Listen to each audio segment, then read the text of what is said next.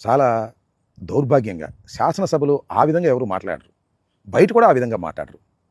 అసలే కోతి కళ్ళు దాగిందన్నట్టుగా అసలే పెద్ద సైకో.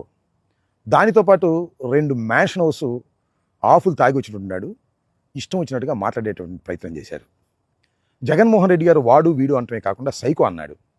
సైకో అన్నప్పుడు సభలో ఎలా నవ్వారో చూశారు కదా కేరింతలు. ఇవలో విలువలు లేవు, సభలో గౌరవాలు లేవు, ఇష్టం వచ్చినట్టుగా మాట్లాడేటువంటి ప్రయత్నం చేస్తున్నారు.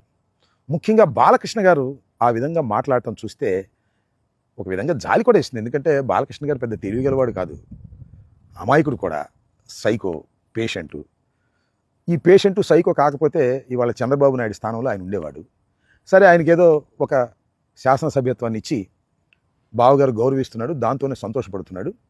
వాళ్ళ అల్లుడేమో కాబోయే ముఖ్యమంత్రి అనేటువంటి ఉద్దేశంతో ప్రవర్తన చేస్తున్నాడు కాబట్టి ఆయన సర్దుకుని సినిమా షూటింగ్లు లేకపోతే మ్యాన్షన్ హౌస్తో కాలం గడిపేటటువంటి పద్ధతుల్లో ఉన్నాడు.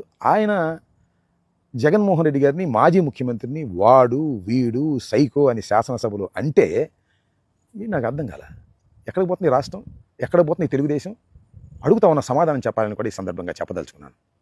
సో చూసారు కదా ఈ వీడియోలో, ఇది ఎలా ఉంది అంటే నీతులు చెప్పడానికే తప్ప పాటించడానికి కాదు అన్న రీతిలో లేదు. సో నాకైతే అలాగే అనిపించింది.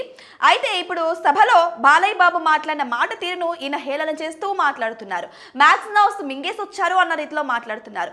మీకు తెలుసో తెలియదో అండి, కొంతమంది మాటలు సరళంగా ఉంటాయి, కొంతమంది ఏం మాట్లాడుతున్నారో వారికి కొంచెం మాటలు సరళంగా లేకపోవచ్చు అనమాట. సో ఆ తీరుకు చెందిన వారే బాలయ్య బాబు. ఇంకొక విషయం చెప్పారు, ఇప్పుడు బావేమో ముఖ్యమంత్రి హోదాలో ఉన్నారు, అల్లుడేమో రాబోయే ముఖ్యమంత్రి హోదా కోసం ఉన్నారు, మనమేమో మ్యాక్స్ హౌస్ తాగేసి ఉన్న శాసన సభ సభ్యుడిగా ఉండిపోదాం అన్న రీతిలో మాట్లాడారు కదా.